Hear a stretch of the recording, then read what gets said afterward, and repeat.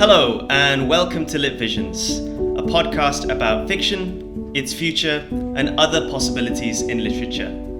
My name's Dhruv, and I'm your host. In this debut episode, I speak with James Yu, who is a writer, technologist, and artist based in San Francisco. James is the co-founder of Sudowrite, the AI assistant for creative writers, and he also makes art that explores how technology mediates our everyday experience. James and I were first introduced last year through a mutual friend, and we had such a great chat that we decided to have it again on this podcast. Our conversation today largely explores fiction through the lens of technology. We cover topics such as fiction's relationship with AI, the tension between craft and technology, how writers can adopt and leverage new tools, and how society's need for fiction has changed over the years. It was such a pleasure speaking with James, and I hope you also enjoyed the conversation. Here's James Yu. James, welcome to Lit Visions, man. How are you? I'm doing great, Drew. How are you? I am doing great. This is the first podcast, so damn excited about this, man. Why don't we just get straight into it with a pretty big question. We could probably spend the whole podcast just on this one question, which is also totally cool. But what does fiction mean to you? Yeah, this is the big question. I think fiction for me is understanding. It's really understanding people, right, and how we and humanity, right? I mean, I think it's just so fundamental, just storytelling. Yeah, I mean, it's just really empathy and being able to put yourselves in other folks' shoes and also to be moved. That's quite wide ranging. I think from a scientific, maybe engineering point of view, which I'm also an engineer. I always think of it as almost like a test for how do we react in certain situations, and sort of how true a story feels. And I guess I feel like the act of reading fiction is basically just understanding other people. I guess maybe that's a shorter way of fundamentally talking about it. That's so wonderful and so refreshing as well. I feel like what's so interesting about you, right, as just, let's say, a professional, as a reader of fiction, is how you've spent a bunch of time thinking about fiction, both as a reader and a writer, but also as a technologist, right? So I think perhaps what's so refreshing about your answer is that, ultimately it is about people, not necessarily about technology. And we can talk a bunch about technology through the conversation, because I'm sure it will come up. In fact, why don't we just shift gears immediately to your life as an engineer, Sudowrite, the vision for the company, and what you're building. Yeah, sure thing. So I mean, I have been an engineer for quite a while, a couple decades now.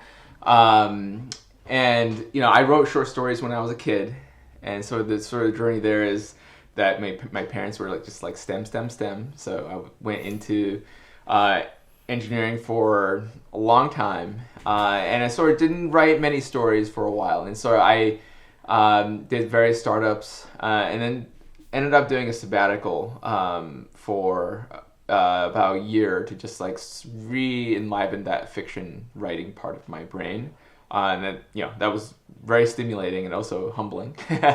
And so that sort of led me down the pathway of investigating these sort of large language models, like GPT-3, and see if that was actually applicable to the craft of fiction. And that's basically what led me to create Sudowrite with my co-founder, Amit Gupta. And so we were both in that sort of boat of technologists, but just, very interested in the act of creation of fictional worlds, fictional characters, and writing our own stories. So we sort of built that as a toy for ourselves and our writing groups to begin with.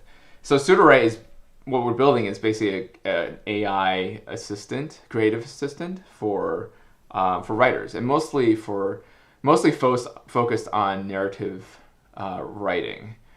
And our hypothesis is that there have been so many different kinds of craft techniques, in fiction since the dawn of time, right? Whether that's going to your muse, thinking about the people in your past and relationships and coming up with different ideas. So we sort of see AI as being able. It's gone to the point now where we think these large language models can be a productive partner now, to not replace the writer, but to as a tool, similar to how Photoshop is a tool for artists, and the artists use it all the time to create new mediums, new types of art. So we think AI, specifically in the language domain, can also do that for writers, and that's currently what we're building. Really incredible, man. So, how do you feel the literary community should be thinking about AI? We've had a bunch of conversations in the past about this as well. I feel as though it's a really, really polarizing topic. It evokes all sorts of different reactions. Generally, I feel like the conversation's not a particularly healthy one. It's much more divisive, and it also, in many ways, seems like uninformed, right? Regardless of what side you're on. Sometimes I feel one of my favorite novels actually is Zen and the Art of Motorcycle Maintenance. I feel like right, and I feel like I just love how Pirsig really sort of just hit the nail on the head when it came to people and their different understandings of the world, right? There's the classical, logical, rational understanding of the world that takes a vested interest in underlying form and how a machine works and systems of logic. And then there's the romantic, creative understanding of the world, which is not really how the machine works, but what it means and what it means in someone's life. And I feel like that, if anything, that sort of divide is really, unfortunately, alive and well. And AI seems to be the thing at the center of that divide right now. So, what are your thoughts on all of that? How do you feel people are currently thinking about it? How do you feel like people should be thinking about it as well, if at all? Yeah. So I'm definitely an optimist in terms of technology. I think technology can be used for good or bad, right? And that's part of the reason why me and Amit are building this, because we feel like we want to build this in a healthy way to help writers and creative folks in general. I think I agree with you. It's very divisive, and I think it goes back to a lot of the tropes actually of science fiction. Right. Of AI, dystopic AI, or Terminator, and iRobot, all these things coming in, and we have this anthropomorphized vision of what a super mega. We have this idea of this super mega AI coming in and basically taking over everything, right? It's very, very black and white in that sense. And I think this also goes back to what you're saying about the misinformedness of a lot of writers. I see these large language models are basically pattern matchers, right? They're taking in a lot of literature and taking in a lot of data, and you're able to use it as a tool to kind of complete things or to reflect on that data, right? So I think the way to think about sort of just AI assistance is that it is not unlike. I have these, for example, these story cards here, which is a writer emergency pack, and this this is a whole genre of these kinds of tools, right? Which you pull out a card if you're stuck, and it says what if your main character dies? What would happen,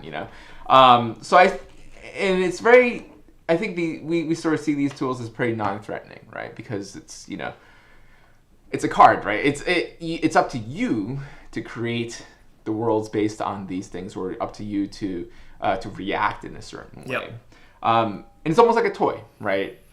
So that is kind of how I see these language models as well. They are kind of like toys. They're another card pack. There's another, and very super powered in terms of the amount of data it has, and can really understand kind of the stories that you're giving it.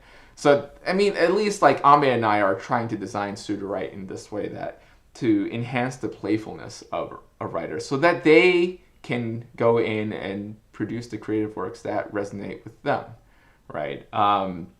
So I think that just like going back to the Photoshop analogy, we don't, there are AI tools in Photoshop as well, but Right. artists aren't saying like, oh wow, this is it's gonna take over my entire job, etc., right? They use it in a way that builds upon sort of the foundations that they have in their craft, right? So something adjacent to this is I always tell people, like, if you're a bad writer, Sudowrite is not going to make you a good writer. Yeah. Right? It's really up to you. It's up to you, right? So it's not like the machine's coming in and being like, okay, now I'm just going to like do the entire thing for you. Well, then it wouldn't be yours, right? So I think there's a lot to unpack there. I think that there's a sort of an agency kind of thing that writers feel like, oh, they're going to lack that sort of agency. And I think it's actually the opposite with the tools. At least the way we're designing these tools is that we actually give authors even more agency in the kinds of things that they can think about, in terms of their inspiration, in terms of how they use these tools. They're always in control. And I think that in terms of tooling, those are the tools that win. Tools that give full agency and power to the creator, and in this case, the writers. Yeah, so much to unpack there.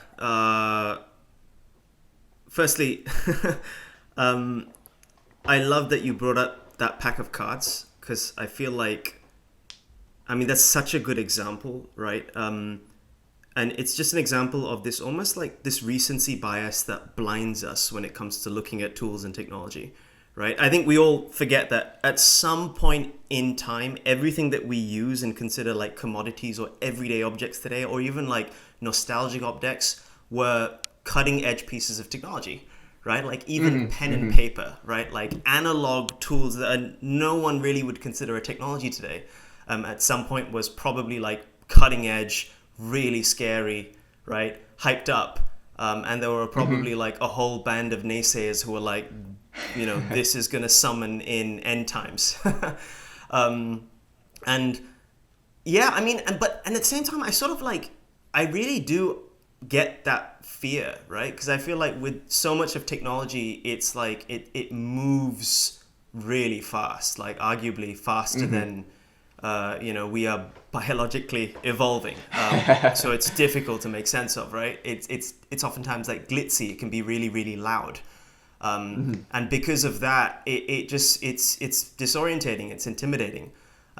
And another point I feel, and it would be good to get your thoughts on this, I feel like sometimes there is this real conflict, especially when it comes to like writing novels or long form fiction, which requires like, a very seemingly opposite set of qualities and values, like patience, dedication, time, commitment, right? Like arguably lots and lots of time away from your phone or your apps or whatever, for both reading and writing, right? For both parts of like the fictional experience. So yeah, I feel like there is a tension between sometimes like craft and technology, and yet they feed into each other as well. So not really a question as such, but what do you think about that tension at all? Do you think it's a valid tension? How do we navigate it? Or what? It'd be good to get your thoughts. Yeah, something I always find ironic is that writers are really addicted to Twitter. Because it's all about words, right? And that sort of dichotomy rings very true there, right? I mean, Twitter is sort of the opposite of what you want to be doing as a writer, right? It's all about like small dopamine hits, like write little short things, but only to get clickbait, but it's also super addictive. And I see that as I think there is this polarization here, where that craft of, specifically long form fiction, it's, I mean, you don't get that. I mean, you don't get that sort of, you have to, they always say, like, button seats, right? You need long, deep work, right? Which is kind of the opposite of a lot of the sort of the media landscape that we have today. So you sort of have to shut that out. But I think, I mean, that goes back to, like, discipline and craft, right? But I do think that there's something valuable in that, in the Twitter-like mediums as well, even for fiction writers. So there's this author named Robin Sloan, and he has a blog post about stock and flow. So stock is the stuff that is the long-term work that you're working on. It's your novel, it's your short story, it's a thing that you're spending 12 plus drafts on, right? That you're not even showing many people yet. And flow is the stuff that is like your blog posts, your tweets, or the things that you're ingesting that is in the flow of the world that is happening, right? So I think there is peril in going to one side, like 100% to one side or the other, right? I think that you do need to have some flow coming in, right, to sort of like bounce your ideas off of. You're getting your brain thinking about those things, but you also need to focus on the stock, which is just like your long form deep work. But I do think that it goes hand in hand, because you can't. I mean, we live in society, right? Yep. We're humans, right? And I think that if you ignore totally one or the other, it's also bad. So then I think, this is sort of a cop-out answer, but I think that it really is that gray area, right? I think that some people are very good at shutting off, as much as the sort of the flow as possible, but I think it really comes down to kind of your results, right? I mean, it's just like, are you able to get the words down on the page and something that you feel good about? And I think that training of the internal auteur, right? That if you have a strong auteur and strong sense of discipline, then these distractions are minimized, I think.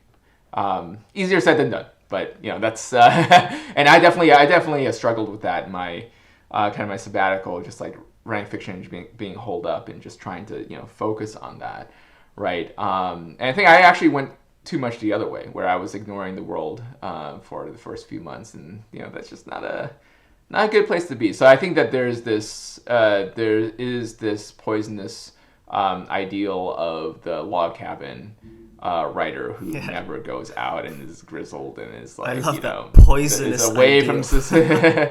I think it's bad. I think because if you separate yourself from society, then you do not really, then you lack this sort of understanding, right? This lacking context, right? You need context. So I would tread the line, right? I think that it's there definitely is those glitzy things. But it's about the balance between the two. Yeah, I also feel like, ultimately, if, let's say, going into a forest and being in a log cabin, if that absolutely works for you and it's unique to your process, then great, right? But I feel like oftentimes our associations and our relationships with things like technology are not actually our own. We've just adopted them because it's society's relationship with that thing, right? And we've not really understood it. We've not, for whatever reason. And I think that's like really, really dangerous. Ultimately, like, in fact, something you said about Twitter made me laugh, because I remember, I think it was Ishiguro who, he's classically not on anything, right? And he was asked this question, like, why do you not use social media? He gave a really, really, like, I thought it was just a kind of adorable, sweet reply. He's like, firstly, I think generally I've just always been left behind by culture and technology. Like, he was growing up, I think, at the time of the Beatles and Pink Floyd, and he never really like connected to it at the time. But then 30, 40 years later, he was like, wow, Pink Floyd is amazing, right? But he said, like, look, I think if you look at things like Twitter, it's writing, right? And I feel like I don't really want to do too much more of that outside of my core craft, right? Like at the end of the day, I'm so exhausted. The last thing I really want to do is just like write, these flippant 280 character things. I'd rather just like stay away, which is like fair enough. Okay, that's and you also, I think, blessed enough that you perhaps don't need that distribution anymore, right? And you've just carved your own way, which is great. But generally, I feel you're right. It's about balance, and whatever that balance means to you. And I feel comes down to just being conscious, right? Being conscious of the technology that you're using. How do you want to use it, right? Like a certain tool may work for you better than others. A certain time of day, a certain cadence, like basically, yeah, whatever works for you. But like, be conscious about it and think about it perhaps from first principles as opposed to just adopting like a dystopian or even utopian narrative as well. Like all technology is good, all technology is bad. Like these are equally dangerous positions, I feel. Oh yeah. I just think the black and white thinking is, well, back to Twitter. I mean, I think it is very encouraged on Twitter. Yeah. Because it's what gets the views, right? But also, in terms of how many craft books are out there in terms of just fiction, just probably as many as writers. Yep.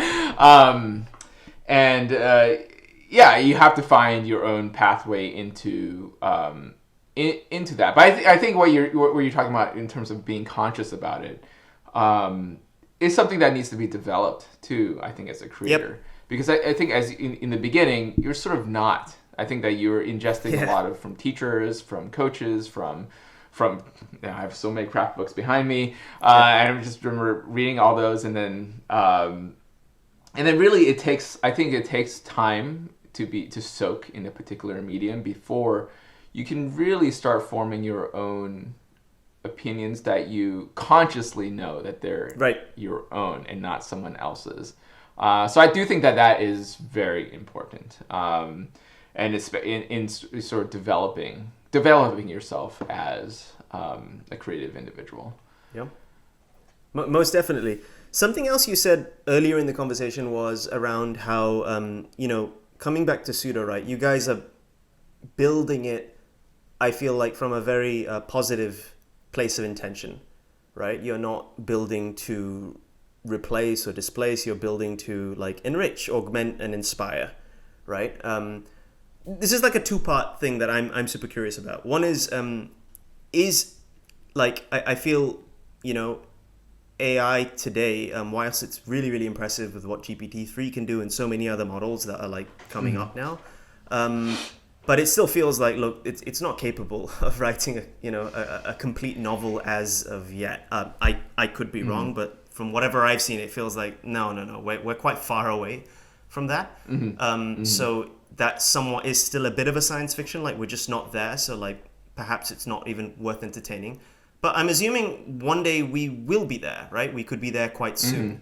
And then that will have fascinating consequences for so many different worlds, right? The world of like just human creativity, the world of like copyright law, of publishing, the economics around books. So, first part, like just to unpack that, how far away do you feel we are from, just clicking a button and an AI generating an entire book or a film, like fully formed? Yeah. I mean, I think it's a little bit like Moore's Law in that every year, maybe now it can do a paragraph or a few paragraphs, right. And then I hear GPT-4 is coming down the pipeline. Who knows? Maybe GPT-5 will be like, okay, now I can write a short story. Maybe it's not the best, but it's like actually coherent, right? I mean, today, as you said, like today, there are like people trying to write entire novels, just mashing the button, right? And they're terrible, right? It's just like they're just sort of surrealistic, like non sequiturs everywhere. Right. But yeah, I think it will come to a time. Now, if you just, fast forward, that what if you could push a button and an entire novel comes out that's tailored to your tastes? Now, I don't know. It's very hard to estimate timelines for these things, because I actually think that we underestimate the short term and we overestimate the long term. 100%. And so is it 5 years? Is it 10 years? It's also it's similar to like self-driving cars, right? That there's these going to be niggling edge cases that the last 5% of that novel, right, to really finesse it is going to take a lot more, maybe a different architecture. Is it just really just throwing more data there? There's a lot of unanswered questions in there, and also just in terms of the people who are working on like sort of prompt engineering it, just like it's a lot of art. There's also a lot of art to it in terms of creating these kinds of tools. So I think it's very hard to say when that will happen.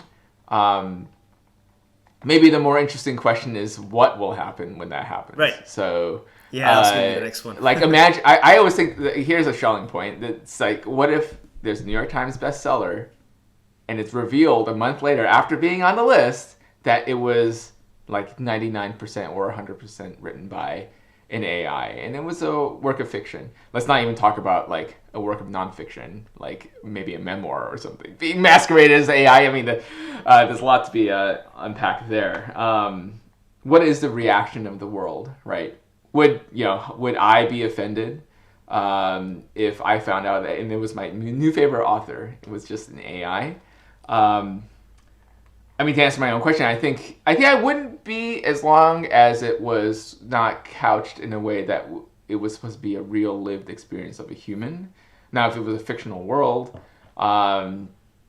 totally fictitious, and if it stirred emotions in me, then the piece of art can stand by itself, right? Now, in terms of what does that mean for the writing world, right? What does it mean for creators in general? I mean, maybe it can create a whole movie in the future, right? That's sort of tailored to you. I think in that world, I think there will still be a parallel set of media where people will still crave, films and books that are mostly written by people, original voices, right? How that distribution plays out, it's very hard to say. But I do think that New York Times moment will be very, it's going to stir a lot of controversy amongst basically everyone on Earth, because it's almost, how AI, there's always this moving of the goalposts, right? Before we had said that chess was the soul, right? And no, of course a machine cannot play chess, right? Yep. But as soon as Deep Blue beat Kasparov, we moved the goalposts. We said, oh, chess, it's just all data. Yeah. It's just all data, right? So it's not, there's no heart in it, right? Yeah, of course the machine. Wait, you just said that it was the heart and soul. So then the goalposts moved, right? And I think that's kind of a mistaken thing, because I see, the AI is taking in data, it's reflecting it, and it's understanding it to some level, right? Now, what is understanding? We can talk about that, but it can pass a comprehension test, of English comprehension test, right? And I think if it is creating things from that reflection of source material, it's still creating things from human input, right? Right. And is it creating something that feels genuine to people? Then I think that's okay. I would still read that. Implications to the industry, TBD. I'm very curious to see how that turns out.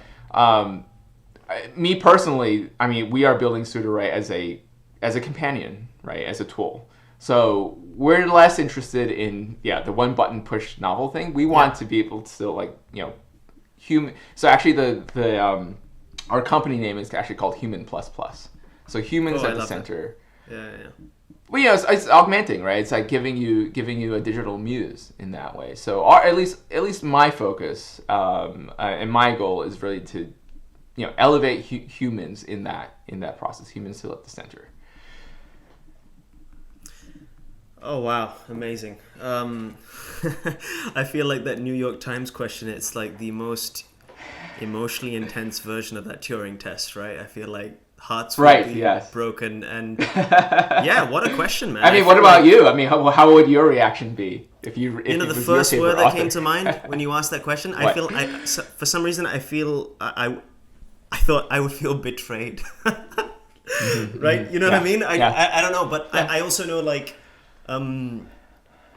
people have the relationship that people have with books and the fictional worlds within those books are so different to the relationship that people have with the authors, right? Like I personally, and someone, as soon as I'm in a couple of chapters into a novel and I'm enjoying it, I'll be on, like, you know, I'll be going down so many internet rabbit holes to learn more about the author.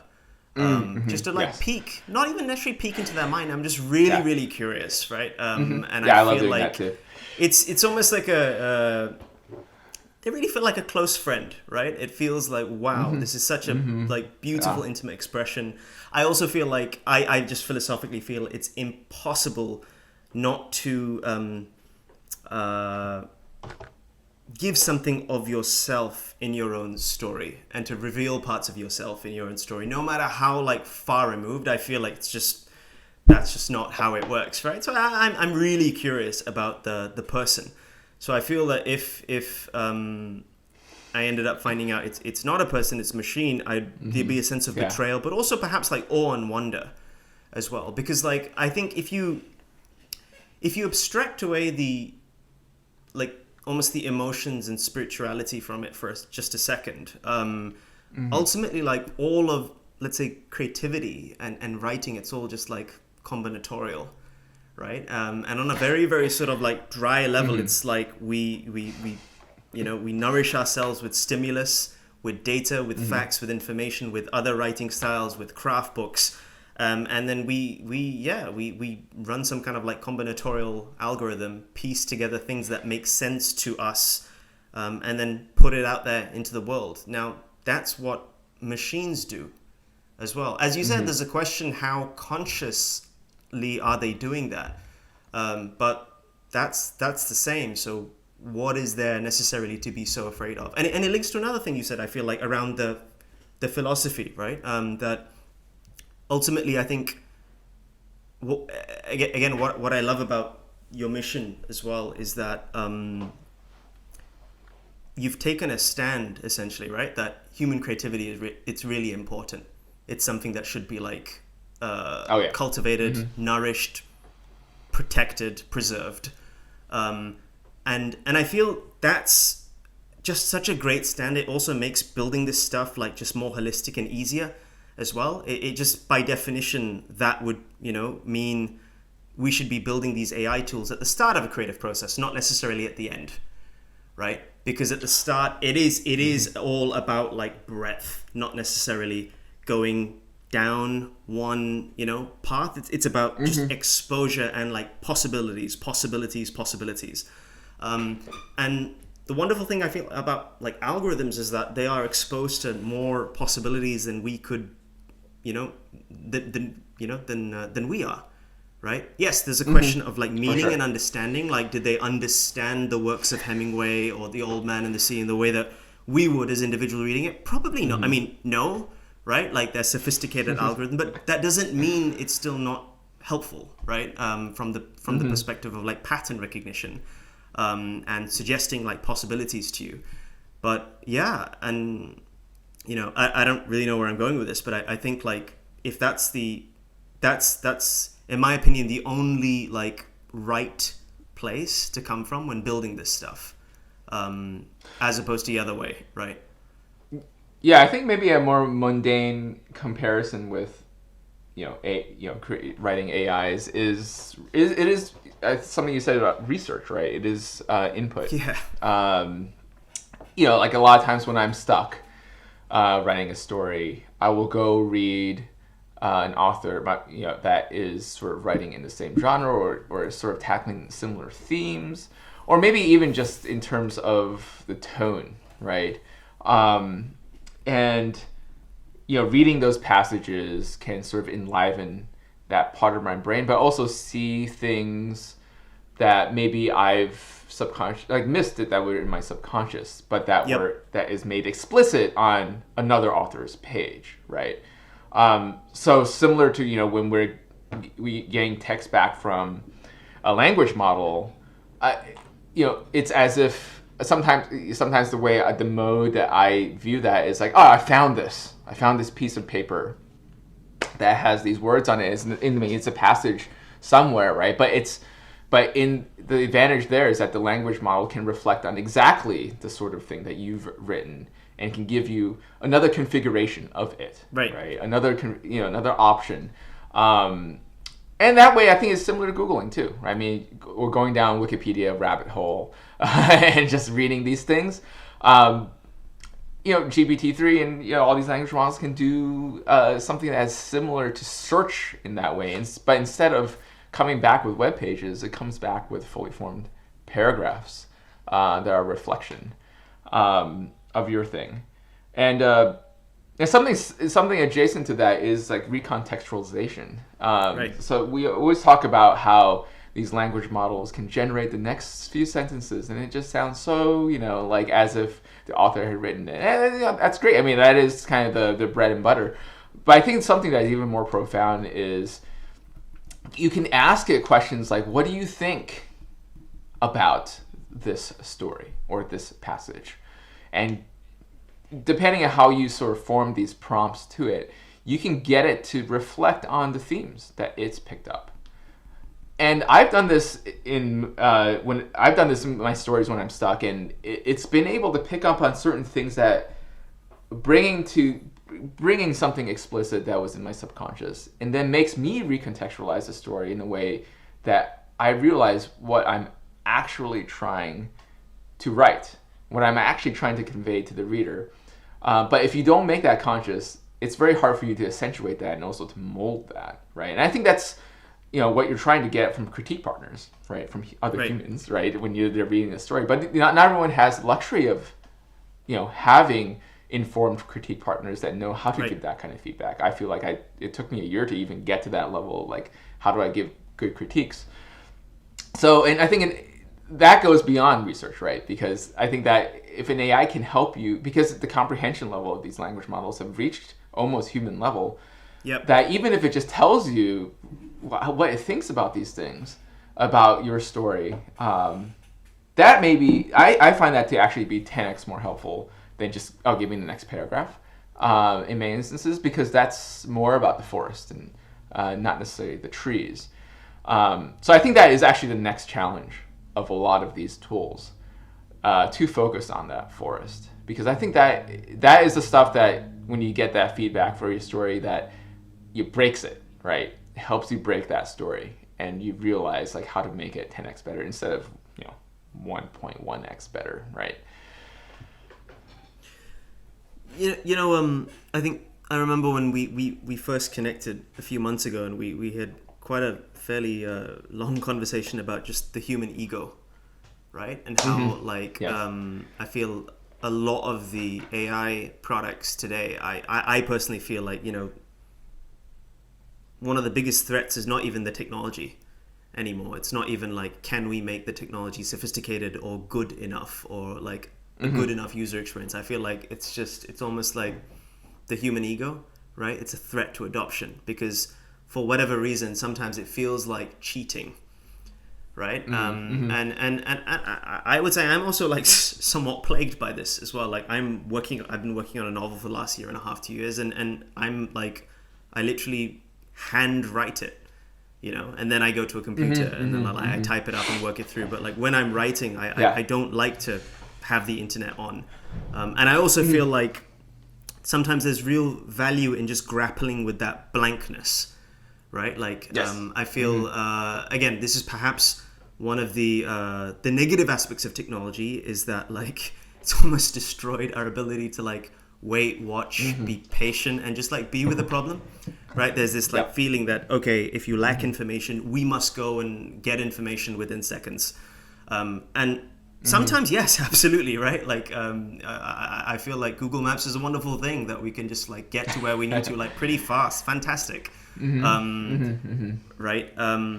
But at the same time, sometimes it's wonderful just to be like empty, because it's painful. It's really like intellectually like awful sometimes. But just it's difficult to articulate what it does. But I feel like it leads to oftentimes just a deeper level of introspection and a deeper like creative outcome as well, if you will. Mm-hmm. So, anyways, I think the key here is that people. I'd say good people don't want to feel like they're cheating, they're getting too much help, and that they are doing the work. Mm-hmm. Do you think about that a lot as you guys are building it? Do you feel like, firstly, is that even valid beyond my strange little writing world? Or, and then how do you think about moving forward? How do you solve something like that? Is it through communication? Is it through positioning? Yeah. Yeah. No, I think about that a lot. Because even though I'm an optimist in terms of these AI technologies, but I'm definitely not a maximalist in the sense that you can just keep mashing that button 1,000 times until you get the right thing. But then at that point, I think I agree with you. I think it is important to have different modes, right? Where I think there's a certain mode where you need to stare out the window, or need to go for a walk, right? And to clear your head, to get into a different context, and I think that is very important. So I think that actually goes to the fact that the handbook for writing with an AI has not been written, right? Right. And no one has that really. It's so new, right? How do we use these tools in a way that is mindful, right? It's not about just spamming that button, right? Right. And I definitely experienced that too. As I'm testing the system, as I've tried it, I've definitely had hangovers where, hey, it's like I've like read so much AI text, right? Coming out of it. So I think there is a balance and there's a healthy relationship where. I think that there are certain modes where you're and I think that actually currently, as our tool stands, that the sort of a lot of the modalities is in the beginning where you're sort of very open. You need to brainstorm. You need to just like get a lot of ideas out in your first draft. I think that AI is splendid for that kind of thing because it can help you be more playful, right? In that sense. But I think that there needs to be that rhythm that just like editing, just like your internal editor and your internal writer, right? You write, and then you need to go back and you need to process that in your brain, right? To see, does that ring true? What is good, what is not, and I think that you can definitely get overloaded if you keep using the AI like 100% in those kinds of cases, right? I think that you do need those solemn moments. I think George Saunders was. In his latest craft book, he talks about like he has a little meter in his head that he goes and reads, and then he's like, "Oh, it's good. Okay, no, this one's not bad, not good. This was good." So I think that the process of rewriting and the process of introspecting, like AI doesn't replace that. Like again, like the humans you have to be in the center of that. Otherwise, well, you could just keep mashing and. Yep. Or if you're not even really considering it and reading it, because I think that is actually the important part about like the writing is like reading, right? you have to do both of them. So I do think about that a lot, and I think that a lot of those solutions is communication. It is about how we design the product. It is about how we write that handbook for our users, for our writers. Similar to Photoshop. I mean, you can go in Photoshop and just filter the hell out of your image and just call it a day and not even think about it. I don't think that's healthy. I mean, I think maybe you're creating something, but it's just like I wouldn't want to do that. I wouldn't feel good about doing that. Firstly, I completely agree on all of that. We've talked a bunch about like. Fiction through the lens of the writer and let's say the tooling and technology. If we were just to switch gears for a second and think like about the reader on a very, very macro, like let's say societal level, how do you feel like society's need for fiction has changed or evolved or devolved? I'm consciously using the word need there as well. I think need is a really, really heavy word, right? I'm not even sure it's the right one. You may not consider it. There is a need for fiction as such, but I'm curious, like where you take that question.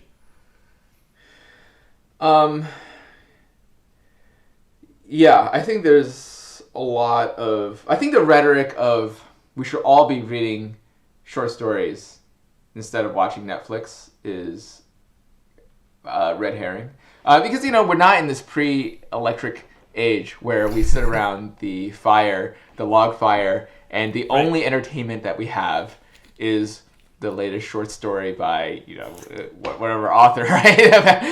Like the next Dickens, chapter that dropped, right? I doubt they call it that. That's kind of hilarious to think about. But so I think that there's this almost like this inverted pyramid, if you will, like short stories and the written word. It requires more energy from you, right? Yep. In order to basically, you're directing this movie in your brain, right? Next up is maybe radio, and then TV, and then now movies and Netflix and VR, metaverse. I think there's a continuum there, and each point in that continuum going to that takes less energy for you to kind of engage with that material. And I think it is just human nature that, at the end of the day, of a very hard day, you're really tired. You're going to reach for that Netflix, right? Yep. And I think to battle that, I don't think it's necessarily like a battle. I think that if you look at the sale of books, like sales of books have actually increased the past few years, slightly. So it's not like there's this dearth of actually engaging with text. I think that Netflix and a lot of those things have displaced other activities more in general, like maybe socializing, especially in the pandemic, right? So yeah, I think it's a red herring. I think that there will always be a certain level of reading, but I just think it's very hard to try to compare that to the metaverse, where people are ingesting stories just in different mediums, right? And they, and tweet threads, right? Some tweet threads are actually really rich literature in some ways. I mean, not all of them, but and I always ask myself, what are the most read short stories? Because I myself, I work mostly in the short story medium, and I think it's tweet threads. I think some of those are actually really great stories. They're really short, and they're getting millions of views. Wow. And I think that people are getting we do crave stories, and I think that it's just a matter of sort of energy level and sort of displacement of those stories. Now, I think kind of where you're getting at is it sad, right? Is it sad in the world where we are displacing a lot of that reading time with just piping things into our eyeballs and just moving images and in the future 3D VR,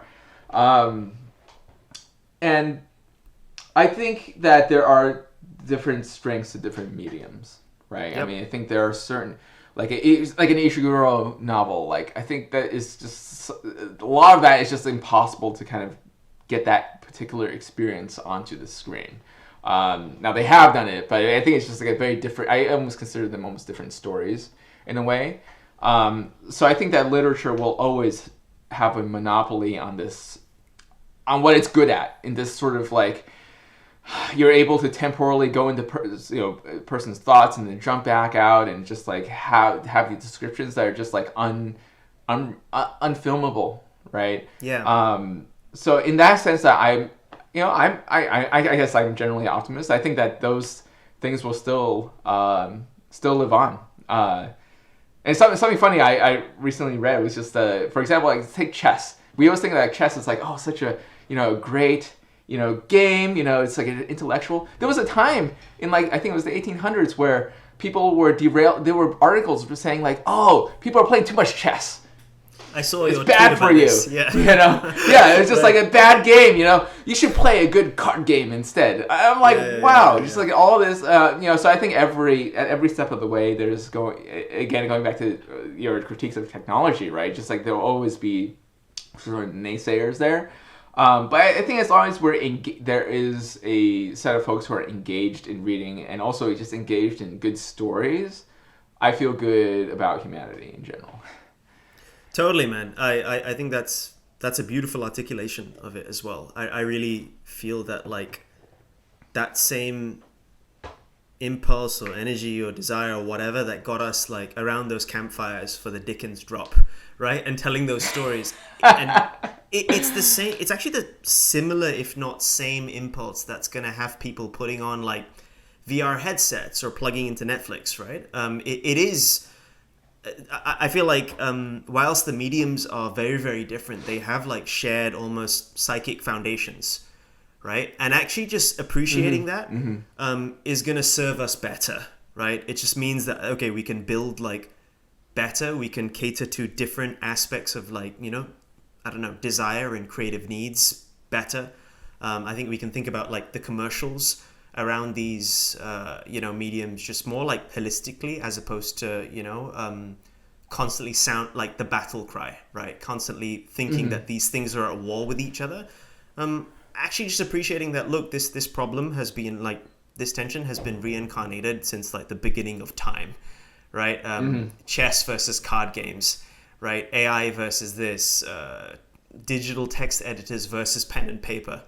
And it's like, it's just not a great narrative, right? It's just not a great way to... I feel like we've just got more important things to argue about right now, and think about, like just a lot more pressing things that matter as opposed to like worrying about one specific medium versus another. That doesn't mean let's not be, you know, sensitive. But I love what you said. I think that, you know, let's say a novel, it serves us in a very, very unique way compared to, let's say, a really well-crafted like Netflix series, right? My wife has this nice saying. She talked about how like for her a book is like a longer commitment to empathy, right? Ultimately, anything is sort of like an experience in empathy. Watching a Netflix show and putting yourself in a scene is there's a moment of empathy there, right? But the beauty about like novels and books is that they take some time, right? You can't typically just binge it in a day. Like it may take a few days or a week or 2 weeks or a couple of months. And so you're almost like committing to that act of like empathy for a longer period of time. And that feels important in the world that we live in today. It also feels like, you know, we could probably record an entire other podcast just about like the attention economy, and like but the beauty is that like I think depending on the state of mind that you're in, depending on like your whatever your general like mental or emotional state, all of these mediums offer you something like quite unique if you're ready for a complete full immersion and ready to just almost like play in your imagination, and your imagination is essentially like some sort of psychic mental cinema for you, then perfect. That's a novel will do that. But if you need to go outside of yourself and you need to be somewhere else, then maybe it's Netflix or I don't know, a VR like animation. But yeah. Right. Yeah. And also the quality of these, you know, the story can be badly told in a novel as well. It's just like it can be badly told in, you know, and not true. And, you know, there are definitely bad books out there, right? So, and it's just like how TV used to be sort of relegated to like, oh, it has to be only sitcoms and sort of simple stories, but now, you know, that's shifted, and because that used to be the domain, these, you know, like high arc, you know, like very complex like character arcs, you know, that those are the domain of like feature films, and you know, like there was just not as much capital in that, right? And so that's also shifted too. TV shows, just like that is now the focus of, you know, many of the greatest storytellers of the world. So I wonder, like, would Dickens do a show maybe today? Maybe, right? And because if he finds that's sort of the medium to tell that story. So yeah, I think it just goes back to the story. Like what is best served for that particular story. And I'm not that tied that it has to be the written word in that way. And also the blossoming of new mediums, right? Yep. I've been playing with AI with my son.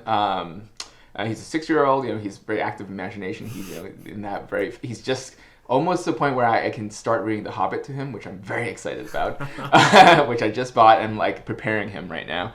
But something I do is like I actually use Sudowrite we sort of collaboratively. He's just beginning to read a little bit. We collaboratively create a story, like a children's story together. Wow. And he just loves it. He's just like, okay, now the lion comes here, and then like, what do you want him to do next? Okay, how about you make him have a robot friend? I'm like, okay, let's just ask AI to do that. And the AI like produces this paragraph. I read it to him, and he just like, he's just so in wonder, and also just like he loves it because it's so funny. Again, the AI has no qualms about being like, oh yeah, this is a children's book. Okay, make it super silly, right? And so I think that this is maybe it's a new medium, right? These kinds of like, what if for him there will be a world where the world has never not had these language models and this AI that can maybe collaboratively tell a story with him. And that interactive fiction, the notion of that has been around for many decades. Yep. But now I think with these language models that it can become accessible to anyone. And so what would the future of books be if you could influence the story? And this is just one example, right? So I think that there is this danger if we hold ourselves to like this particular track of the book has to be this capital B book in this kind of way. I think it is good to be expansive and think about how we can augment that and how it can actually make stories richer in ways that you and I can't even think about right now. My son grows up when he's like an adult, like who knows? Like what? Maybe he's interactively like creating stories, right? And so maybe the act of creation. So that's why I'm very optimistic that these AIs can help everyone create rich worlds together. In the way it's not trivial, because I think that a lot of these templated things today, like you see every website, you create these characters and stuff. And look at things like AI Dungeon, for example, where you can go and sort of like create your own kind of story that you're going through this dungeon. Let's have the skeletons be in a band.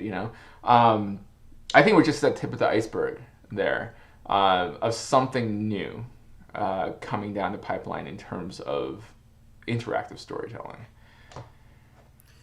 I think that's such a wonderful and inspiring note to close on, actually, the fact that, like, as you said, the hero is the story, right? The story is essentially the spirit of the book, and I feel like oftentimes the spirit of something matters so much more than the thing itself, and we get so caught up in the individual thing that we just don't let it grow, right? Like we let our children grow, but for some reason we don't let like art sometimes grow or a medium because of because maybe fear, ego, just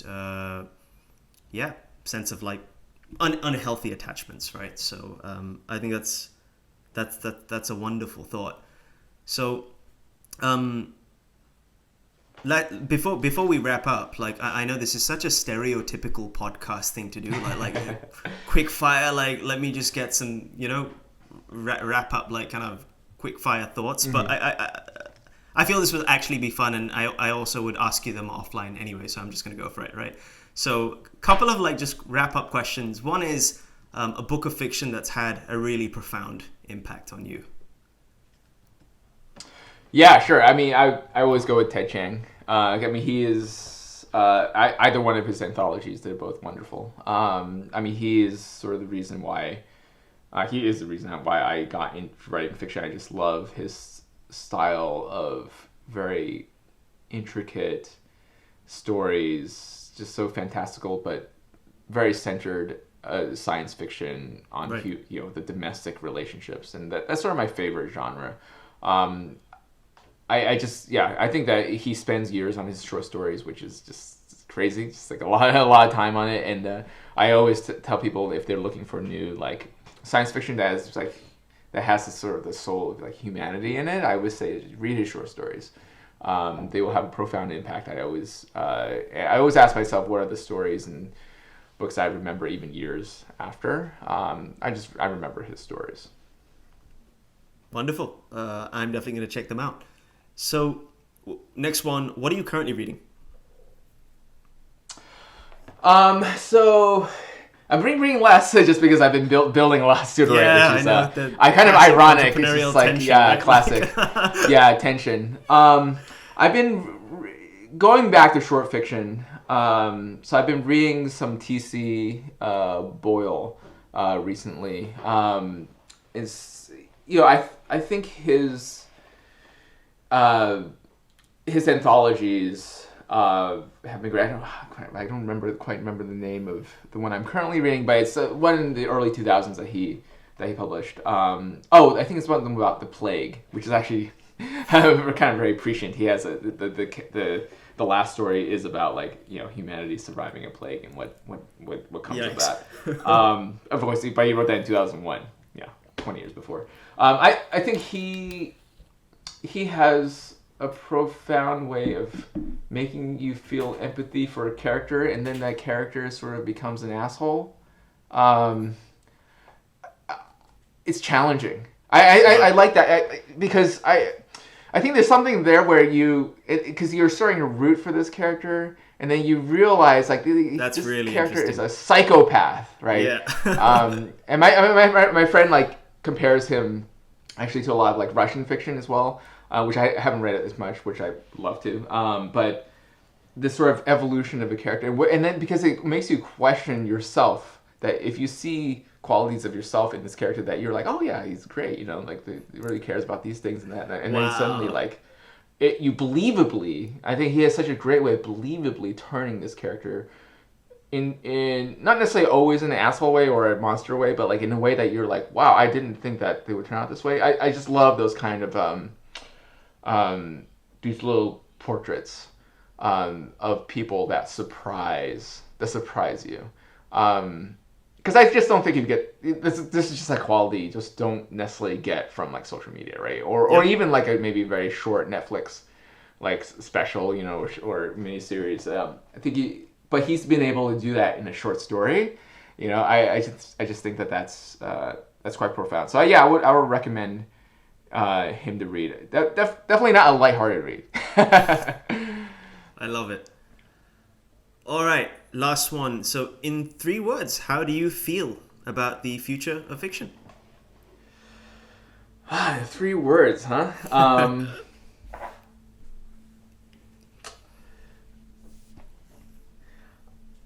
I guess I would say like cautiously optimistic. It's only 2 words, but I'll give you those 2. Yeah, cautiously optimistic. Wonderful. Cool, man. Hey, thank you so much. This was great fun. I think it's been a great first episode, and loved it, man. I hope it was fun for you as well. Oh yeah, for sure. I love talking about this. Thanks for having me on, Drew. Thank you so much, man. Lit Visions is a new podcast, and I'd be grateful for any feedback, as well as ideas and guest suggestions for future episodes. So please do get in touch. If you enjoyed the show, please consider subscribing wherever you get your podcasts, and also checking out the Lit Visions newsletter on Substack for transcripts and future essays. Until next time, have a beautiful month filled with fiction and possibilities.